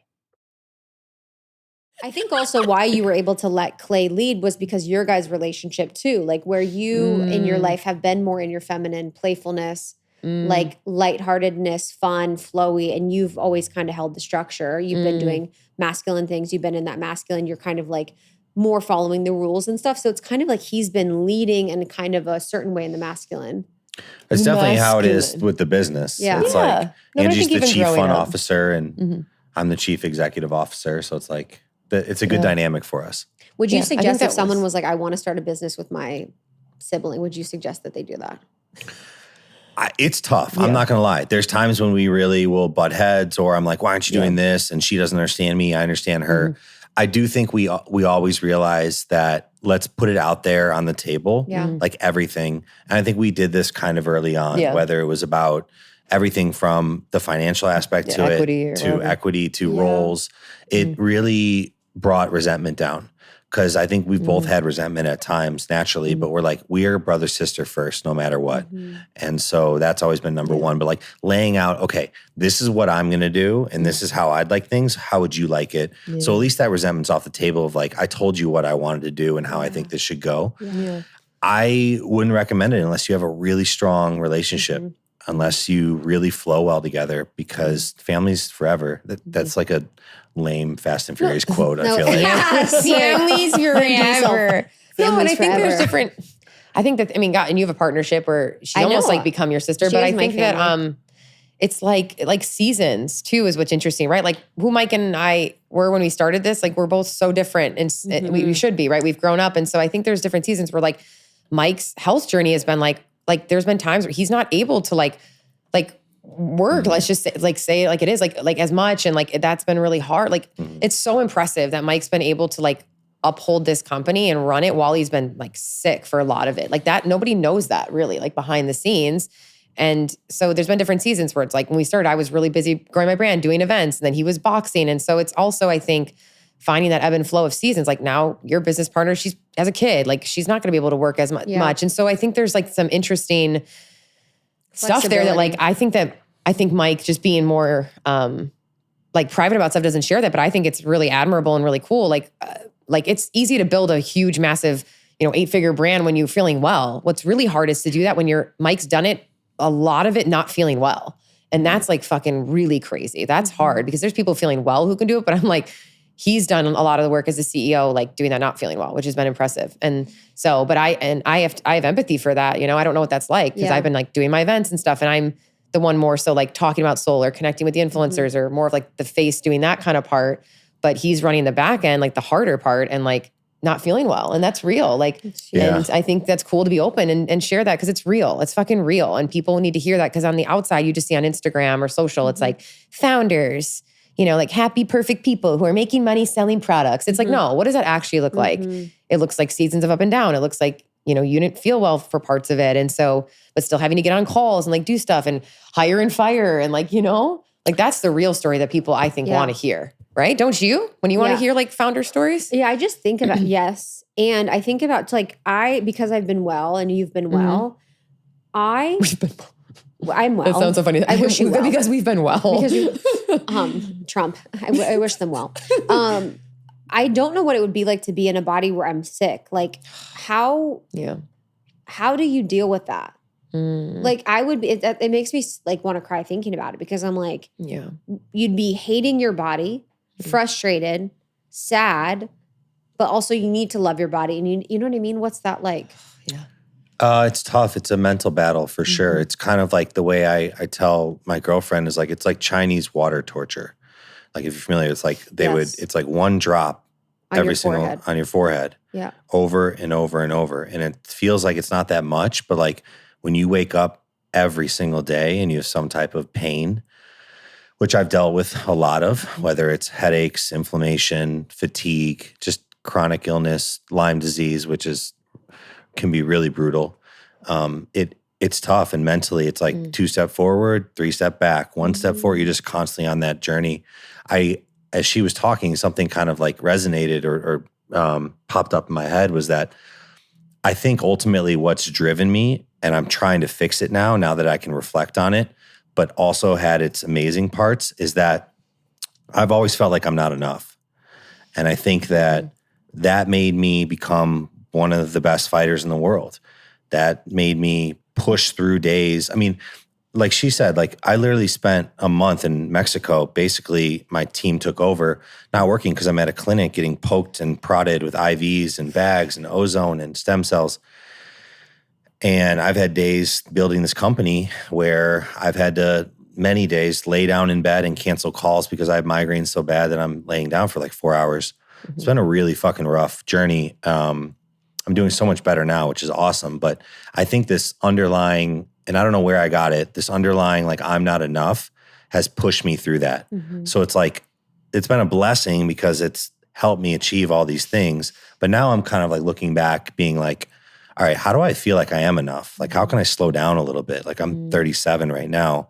I don't need to push through anymore. And so I've done a good job of kind of stepping back, hiring people, getting processes in place to where I don't feel like I have to do more, or we have to grow for me to be enough. Yeah. Actually enjoying life, enjoying the fruits of the hard work and the labor, and not feeling guilty for enjoying life. I know. Almost that guilt of like, you're allowing yourself to enjoy life. I will say, I'm sure a lot of people listening know this, but like having a kid, it's so corny and cliche, but like, holy shit, does it change you? Like I have an 8-month-old son and it's just awesome. It's like, I see myself in him. I get to play with him and I'm like falling in love with him more and more every day. And it's kind of made me just think differently about like working or taking this call or like, do I really need to be doing this extra shit right now? You know, there's a lot of things in my life, even outside of soul, that pull me away. Yeah.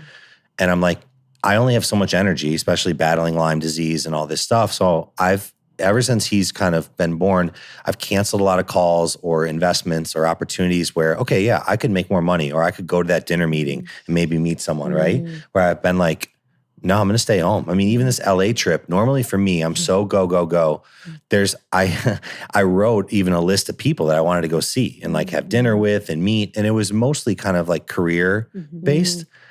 I barely saw any of them because when I got here, I was like, yeah, I made that list, which is an old habit, but I've just been hanging out with Luca all day. Yeah, and you're like, am I really going to miss out on like, something if I don't go meet with this guy? But that small part of your brain is the FOMO. But then if you really sit with it, you're like, no, I'll be fine. It's put stuff into perspective for me. That's so cool. What a gift of beautiful. children to like, That's like have you see what matters. And then that's like consciousness. Consciousness is so you cool. seeing what's happening and choosing.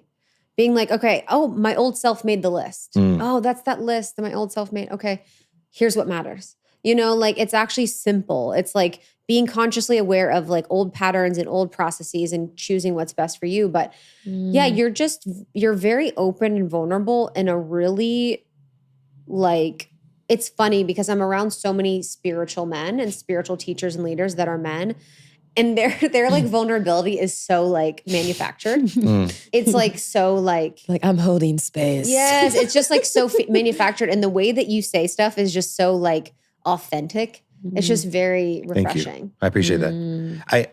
I think when you go through a lot of pain, and once people with chronic illness can resonate with this, the ego goes away. You go, yeah, you're just like, fuck it. Yeah, so yeah, you just kind of be a little more authentic. That is the gift of like a sickness or an illness, especially for men, I think, because men are so physical, testosterone, you know, you kind of think you're untouchable or unbeatable when you have that. But it's like when you're sick, your ego just goes away. You like say things, you're honest, you're truthful because you're living in such a state of like pain that it's like, I might as well at least tell the truth.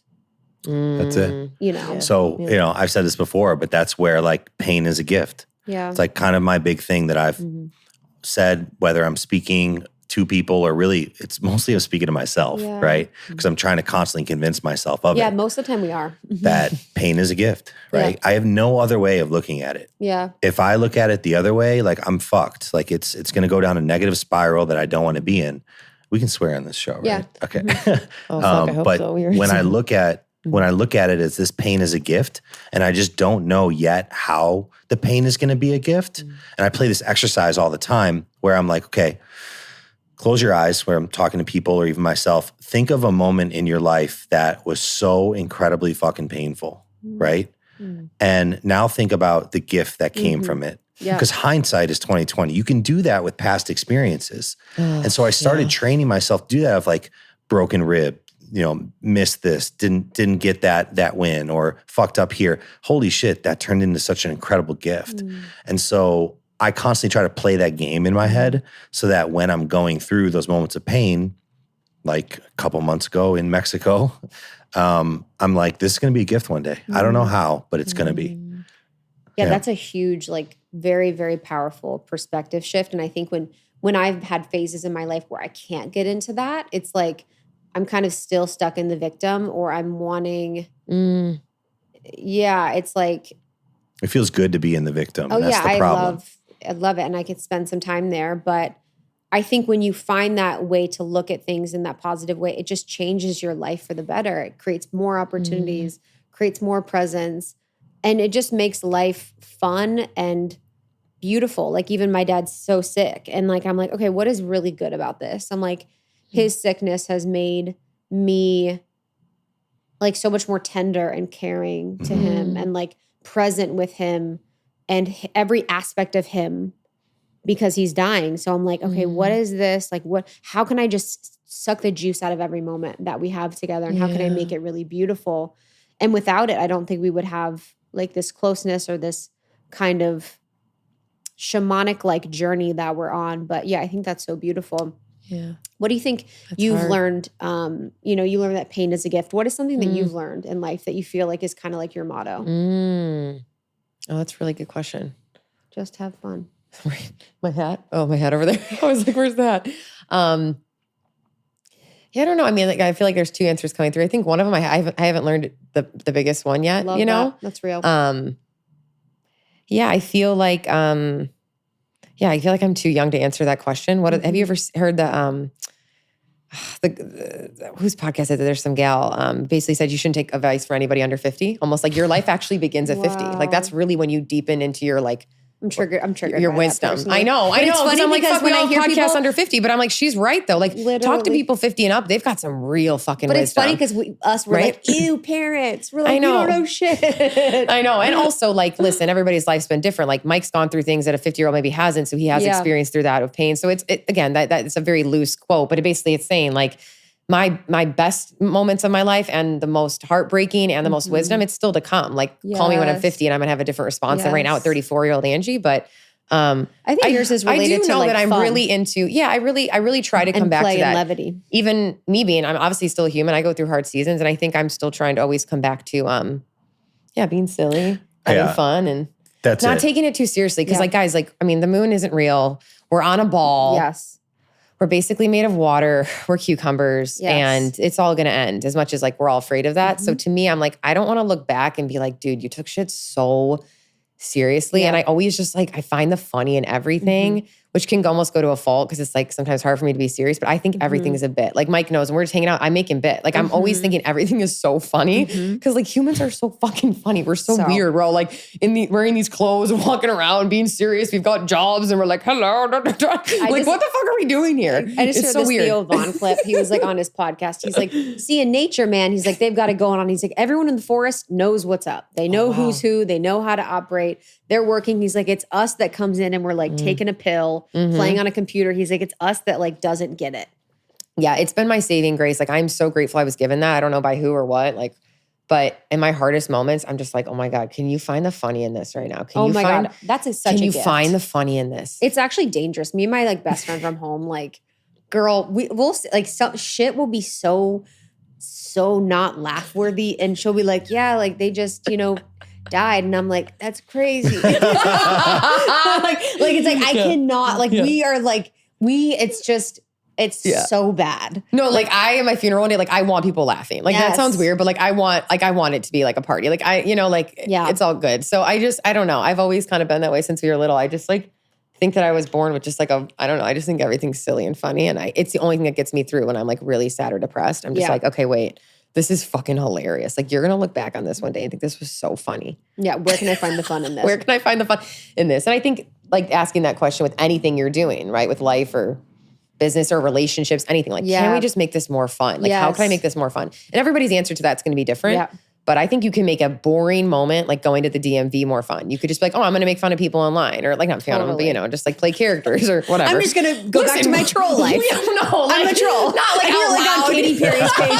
You're like, Katy Perry, that song sucked. You're like, this is dope, right? You guys know what I mean? Like you're just like, oh, like I wonder what he's doing with her here, and they're like talking, and I don't know. You're just like making little scenes, and so that's like consciousness though too. It's like I love that element that I bring to a relationship. It's like, like what can we do? Okay, we're in the car right now. Like, how are we going to make this like a movie or like a story? Like, what are we going to talk about? What are we going to do? Like, how are we going to bring life to everything? Yeah. But when it comes to soul, so it's your pain management and your anxiety that basically led you to create this thing. And you guys basically built it from the ground up. Yeah. What are some of like your favorite hero products? I have my favorite products, but for our audience of listeners of women that are doing it all, that are burning themselves out sometimes, doing too much, what are some things that you'd recommend for them? Ooh.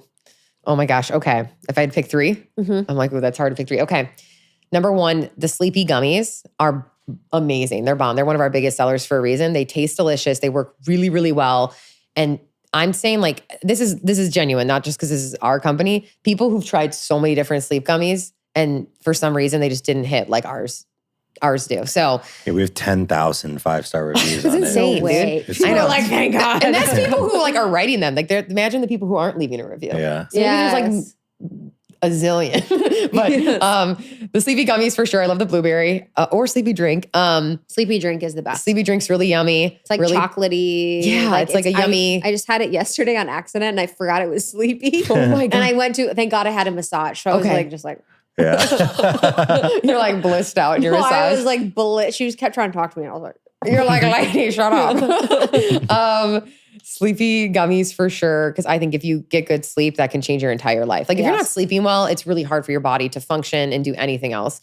Number two, I would say the big brain gummies. If you have ADD, if you are neurodivergent and you don't want to do something like Adderall and you want to try a natural alternative with no side effects, Big brain gummies are awesome. They're nootropics. They have 5-HTP in them too, which I'm a huge fan of 5-HTP for your mood. Have you ever taken 5-HTP for your mood? After I've done a lot of Molly. Yeah, it's usually after you've taken like MDMA or Molly. She just looked at the camera. Oh, you just looked over. That's right. Yeah. So 5-HTP is really supportive of the neurotransmitters in the brain, dopamine, serotonin, things like that. So we put a little bit of that in there. It's like the building block. It helps you create and build more. It just like feels really good. I'm so glad we put that in there. And then third, honestly, the PMS gummies have helped me a lot. And I was really passionate to come out with those. They're called Harmony because they have chasteberry in there, magnesium, dandelion root. So they get rid of the bloating too, right before your period. So I love those.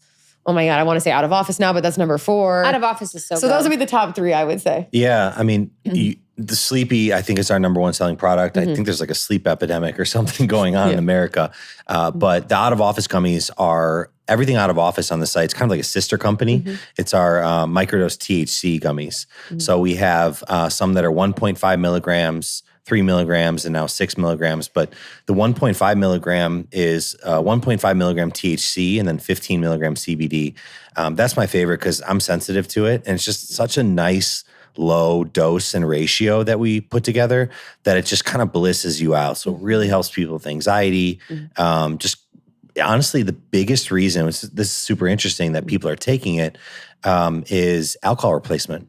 Yes, that's what I do. That's what I do it for with my friends. Yeah. We'll just be like chilling and do Out of Office. Yeah. We're seeing a massive push of that people are realizing alcohol is just such poison for you. And as fun as it is, no one wants to feel hungover. So we're actually looking into developing a drink as well. So, but yeah, I think that's genius. I think it'd be really fun. I mean, liquids are tough on direct to consumer. So it'd be a retail play and kind of changing the business model. But yeah, sorry, go ahead. What about like a powder? So where it's like you drop it into the drink. So you get the drink element, but it's That's what I was thinking, like a little single serve, like little powder thing we add to mocktails or something. So what we're going through R&D right now on it, but not a powder necessarily, but a pouch with a liquid in it. And the idea is that it's a pouch you can put in your purse or take to a party or a concert, and you add it to water or sparkling water, and it tastes amazing. Like a liposomal. Yes, thing. exactly. Love that. Yes, that's like a single serve. So because the cans are difficult on a business side, the cans are difficult, everything from the margins to shipping, and we're primarily a direct-to-consumer company. But yeah, the pouches, we're literally in R&D right now. I have one at home. Let's go do some right now. Sick. I mean, and for the entrepreneurs listening, I just think people love to hear, like, be a fly on the wall and hear the BTS of this. You know, Mike and I got into this just to be CBD. And I feel like Justin Bieber right now, never say never, because there has been many moments where we're like, well, we would never do that. We're not going to get into THC right now. And we just thought we don't need to. We're just going to be CBD forever. But then we asked our community, we asked our audience, we asked our email list, and they were like, yeah, we would love a microdose. Like, we want to add a little bit in. Not so much that you're getting super high, but just like the tiniest bit. So we're like, okay, let's see. We stayed open-minded. Yeah. And it's blowing up. I mean, it's insane what happened. And so it's just kind of one of those moments in business where, like, even a year and a half ago, like, we had no idea this was going to happen. So just, I don't know if the lesson's like stay open-minded, or obviously listen to your audience, see what they want. And just, I mean, we're staying open-minded. We're like, it's helping a lot of people. But again, if you asked us a few years ago, like, no, we're just going to always be in CBD, because we were thinking just in this box and thinking just one way. But it's like, who knows, dude? Sometimes the thing that you think you're never going to do could open up doors and opportunities and help people in ways that you didn't think you could. Right. So I think that's a cool story. We might start selling crack. And next thing you know, never say never. Have you heard of fentanyl? Yeah. You got to be willing to pivot. Yes. Some Molly and some crack. I heard the customers love it. But I think it's, for business owners and entrepreneurs, it's mastering your thing, coming with your thing. We're CBD. This is what we do, mastering it.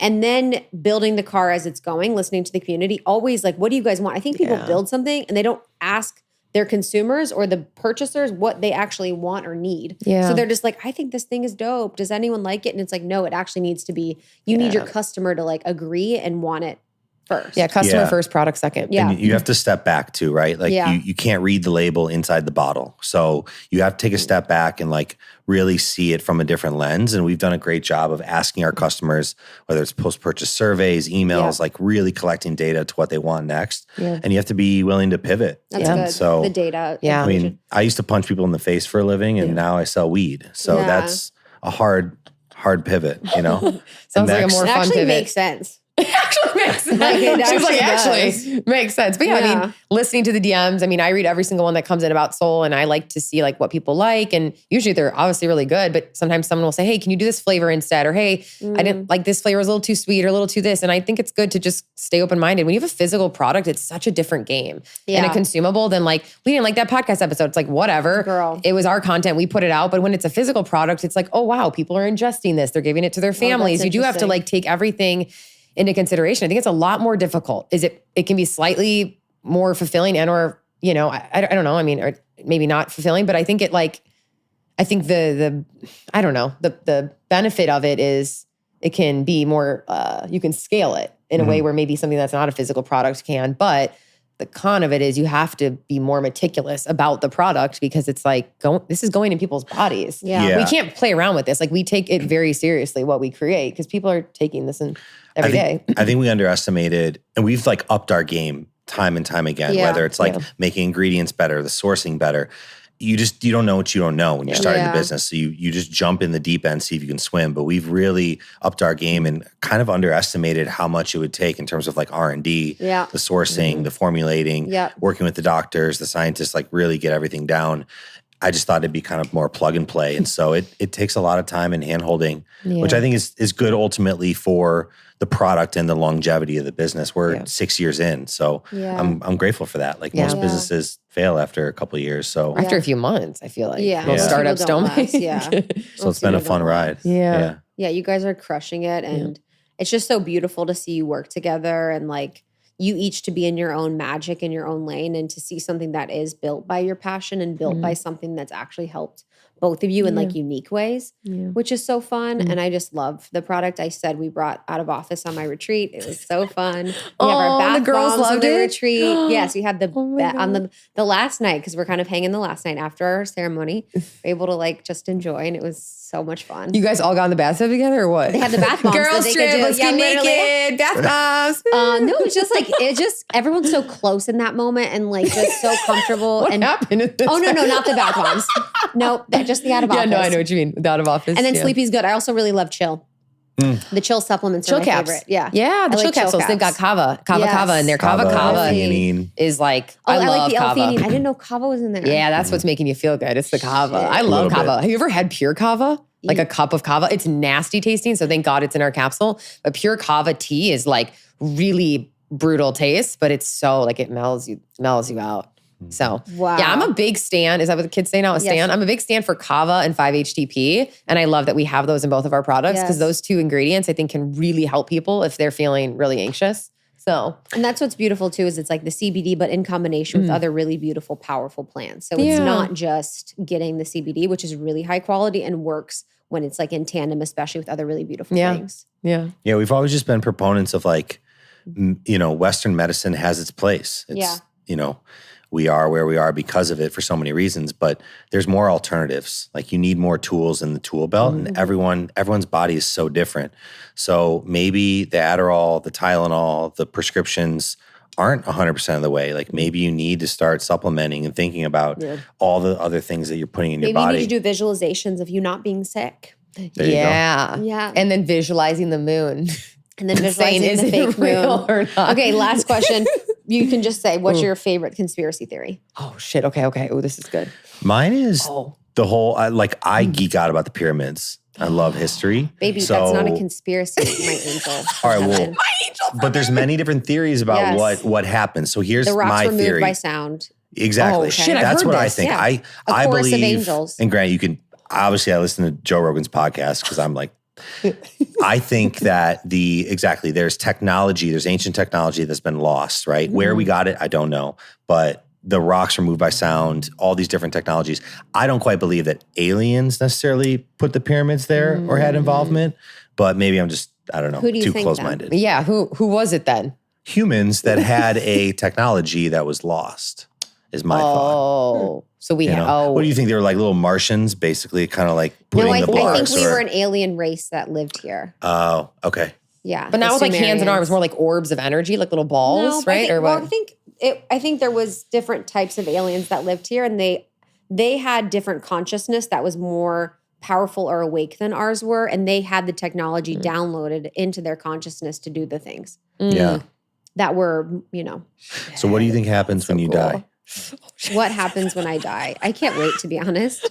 Sometimes life is just too much. I think that Single cat lady. I think, like, fuck this. there's the simulation where it's all existing at one time. So like technically I'm dead and living in different places at once. Oh shit. Okay, we're already dead. All right. But I'm hoping that I just go back and return to light, and I'm just a light.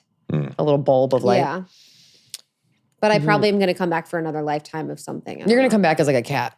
I pray. That'd be cool. I pray. I think what's my conspiracy theory? Oh my God, I have so many. I think which ones wouldn't get me canceled? Okay, here's what I think about I know, Really? right? The aliens, I think that among us is not all humans. I do think there's Yeah. like some people here that are like titu, titu, titu, you know? And then I do think my fiance would get so mad right now if I said this. Is the world round? Is Earth round? I don't know. I'm obsessed. All right, that was a good show. No. Yeah, I'm not I'm saying kidding. it's completely Obsessed. flat, but is it like a little bit more like like a Like an oval? like a pentagon, Like a pie? like a pentagon, like shape, like a five. Like I don't a know, diamond? like a diamond shape or something. Is it really like purely round, or is it maybe like a little bit? Who I'm knows? obsessed. Mike's like, what the?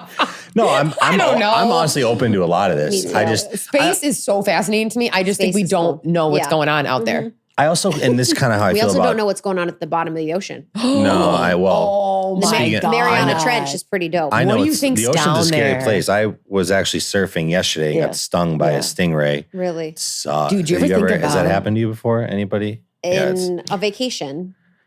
in Jamaica.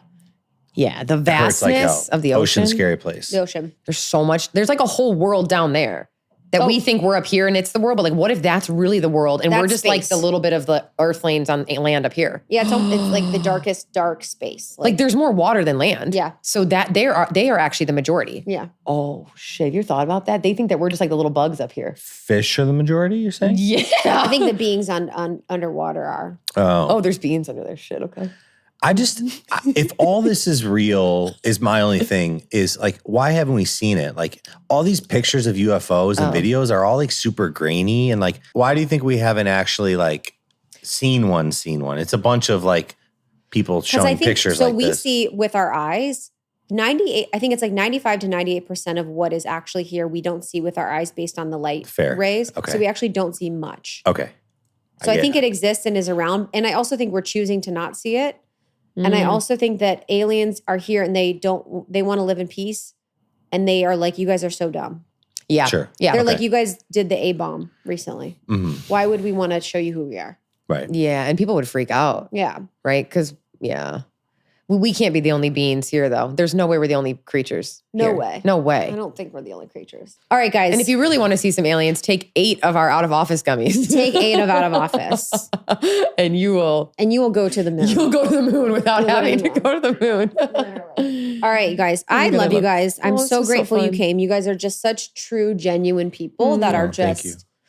Yeah, you're just amazing. Like I love you both. I love your business. And I just know from personal experience how like genuine you are and what you do and how authentic you are and how much you've evolved. So I'm so grateful to be working with you. I'm so grateful to have the benefit of your products. And I know folks can get a discount from Almost 30, the code. So make sure you use it when you get all the products you mentioned. Again, I like the chill. Sleepy tea is really good. Out of Office is also a winner, but they have so many different things that can support you in deep bloating and your hormone health and a bunch of different things. So I love you guys. Oh, we love you. Thanks Thank you for so having us. much. You're welcome. It's fun. Okay, I'll see you later. Bye.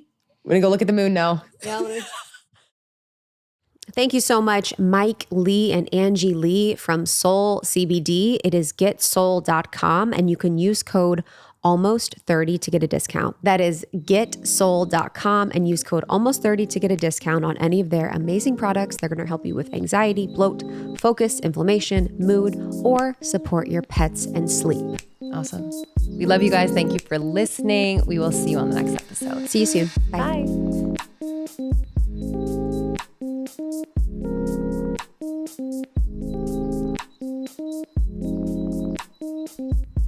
Bye.